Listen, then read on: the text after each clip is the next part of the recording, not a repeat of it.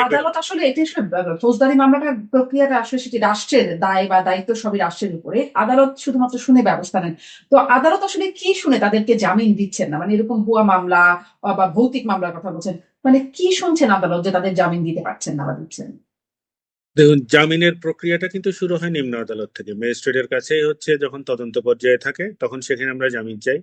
এখানে একটা long standing practice দাঁড়িয়ে গেছে যে ওনারা যেহেতু এটা মনে করছেন এবং দেখেই বুঝতে পারছেন পলিটিক্যাল মামলা, পলিটিক্যাল মামলা হলে ওনারা জামিন দেবেন না, তারপর সেখান থেকে যেতে হয় সেশন কোর্ট। সেশন কোর্টও পলিটিক্যালি কোনো না কোনো ভাবে ইনফ্লুয়েন্স থাকেন এবং ভয় থাকে তাদের মধ্যে, যদি আমি জামিন দিয়ে দিই পরে আমাকে ট্রান্সফার করে পাঠিয়ে দিল আরেক জায়গায়, পুরো আমার কেরিয়ারের জায়গাটাতে হয়তো অন্যরকম ভাবে একটা নেগেটিভ ইম্প্যাক্ট করতে পারে, তাহলে ওনারা এই ভয়ের জায়গা থেকে কিন্তু এই পলিটিক্যাল মামলাগুলোতে কোনো না কোনো কারণে রিলিফ দিতে চান না। পরে আমাদেরকে আসতে হয় কিন্তু হাইকোর্টে। হাইকোর্টে এবার অনেক ক্ষেত্রেই দেখা যাচ্ছে কি বেঞ্চগুলো স্বাধীনভাবে যখন কাজ করছিল তখন তাদের বিরুদ্ধে দিনের পর দিন সংবাদ সম্মেলন করে গেছেন হচ্ছে তৎকালীন আইন উপদেষ্টা। তিনি নানান জনকে হুমকি ধামকি দেওয়া, বিচারকের নামে প্রধান বিচারপতির কাছে কমপ্লেন করা, প্রধান বিচারপতি আবার টেক্সট মেসেজ পাঠিয়ে তাদেরকে কেন জামিন দিলেন, কে কোথায় জামিন পেলেন সেগুলো নিয়ে প্রশ্নতলা থেকে শুরু করে নানান ধরনের অপকর্ম কিন্তু করেছে। ফলে এই যে কালেকটিভ ভয় দেখানো বা ভয় ঢোকানোর যে প্রক্রিয়া, হাইকোর্টের জাস্টিসরাও কিন্তু রীতিমতো তখন আতঙ্কে ছিলেন যে আমি স্বাধীনভাবে কাউকে বেল দিলে তো এখন আমাকে রীতিমতো শোকজের মধ্যে পড়তে হচ্ছে। কিন্তু সে এখতিয়ারই তো নেই, কনস্টিটিউশনই পরিষ্কারভাবে বলছে আপিল বিভাগ এবং হাইকোর্ট বিভাগ স্বীয় দায়িত্ব পালনের ক্ষেত্রে তারা স্বাধীন থাকবেন। অ্যাপিলেট ডিভিশনের কিংবা চিফ জাস্টিসের কোনো এখতিয়ারই ছিল না হাইকোর্ট বিভাগের জাজদেরকে জিজ্ঞেস করা যে আপনি কেন জামিন দিলেন। হুম। এই জিজ্ঞেস করারই এখতিয়ার ছিল না, কিন্তু শোকজের ঘটনা তো ঘটেছে, পত্রিকাগুলো ফলো ভাবে প্রচার করেছে এবং এই পত্রিকাতে নিউজ ফিডিং করা এবং এখানেও কিন্তু একটা চক্র কাজ করেছে পুরো সিস্টেমটাকে আরো দুর্বল করার জন্য, পুরো সিস্টেমটাকে মেলাইন করার জন্য। এখন আপনি আমাকে বলেন, আমি যদি কোনো একজন সুস্থ বুদ্ধিসম্পন্ন কোনো একটি বেঞ্চের কাছে গিয়ে যদি পার্টিকুলার কোনো একটা পলিটিক্যাল কেস, মোটিভেটেড কেস জামিন চাই, উনি স্বাধীনভাবে তার চিন্তাটাকে প্রয়োগ করার ক্ষেত্রে তো 100 বার ভাববেন।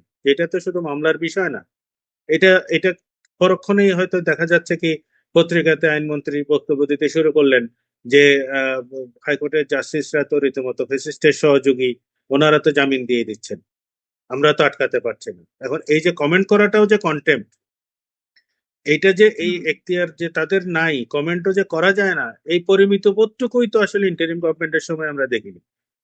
যদিও নির্বাচিত সরকারের সময় আমরা এখনো পর্যন্ত কোনো ফাউল কমেন্ট কারো কাছ থেকে কিন্তু পাইনি এখনো পর্যন্ত, কিন্তু আমরা ইন্টারিম গভর্নমেন্টের সময় র্যান্ডম ফাউল কমেন্ট গুলো কিন্তু পেয়েছি, যাদের প্রত্যেকটা কমেন্টের বিরুদ্ধে কিন্তু কন্টেম্পট অফ কোর্টের জন্য তাদের বিরুদ্ধে প্রসিডিং ড্র করা উচিত ছিল। কিন্তু এই যে আপনি কিছুক্ষণ আগে যেটা বললেন, যে সরকারি আসে আমাদের বিচার ব্যবস্থা তো আসলে কোনো না কোনো কারণে তাদের আহ, কিভাবে যেন অনুগত হয়ে পড়ে বা হয়ে পড়তে বাধ্য হন। কারণ হচ্ছে এটা তো ডিগনিটির প্রশ্ন, আপনি বিচার ব্যবস্থাটাকে, তার ডিগনিটিটাকে, তার যে জায়গায় থাকার কথা সেখানে যাদের রাখার কথা, হুম। রক্ষাকর্তা হওয়ার কথা, তারাই কিন্তু দুর্বল করেন বারবার। হুম। এই ফলে কারণে হচ্ছে কোর্টও তো আসলে ফাংশন করতে পারে না। ফলে কোর্ট যেহেতু ফাংশন করতে পারে না, তাহলে আসলে সরকারের বিষয়ে আসে। মানে আরেকটু কথা বলি, যেহেতু সরকার আসলে সরকারের উপরে নির্ভর করে, সেখানেও এরকম একরকম যেমনি নাচাও তেমনি নাচির মতো অবস্থা মনে হয় হয়ে যায়। যেভাবে চায় সেরকমই একরকম রায় হয় বা হয় না, জামিন হয় বা হয় না। সেখানে এখন নতুন সরকার এসছে, আপনি আশার কথা বলছেন। কিন্তু ওই মানে আমি যেটি বলছিলাম, কারণ আমি বলছি কারণ হচ্ছে এটি নিয়ে আমি বিভিন্ন আন্তর্জাতিক সংস্থা, জাতিসংঘ থেকে শুরু করে বিভিন্ন সংস্থা, আসলে আপনিও বলছেন শাহরিয়ার কবির বা সাবেক প্রধান বিচারপতি, সাংবাদিকদের নামে যে মামলাগুলো আছে সেগুলো নিয়ে বলছে। এখন আপনি মনে করেন যে যেহেতু সরকার পরিবর্তন হয়েছে, এখন আদালতের এই প্রক্রিয়াগুলো পরিবর্তন হবে, বা নাকি আসলে তারা তো অনেকেই আওয়ামী পন্থী হিসেবে পরিচিত, ফলে আহ, এদিকে আবার বিএনপি আওয়ামী লীগের সাথে একটা শত্রুতাপূর্ণ বা জায়গা আছে, ফলে আসলে বিষয়টা ওই জায়গায় থেকে যাবে, এভাবেই চলতে থাকে। কি মনে হয় আপনার?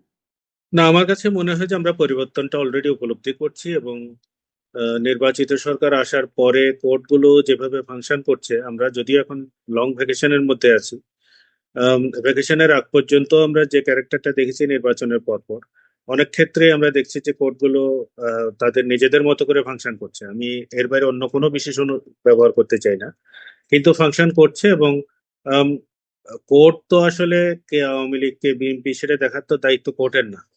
এই কথাগুলো যারা বিএনপি পন্থী আইনজীবী হিসেবে পরিচিত আম, আমি অনেককেই দেখেছি যাদেরকে আসলে খুব শ্রদ্ধার সাথে এই নামগুলো বলতে হয়, তারা নিজেরাও বলছেন যে আপনি আওয়ামী লীগ বিএনপি দেখছেন কেন, তাহলে আগের গভর্নমেন্টের সাথে আপনাদের পার্থক্য কি?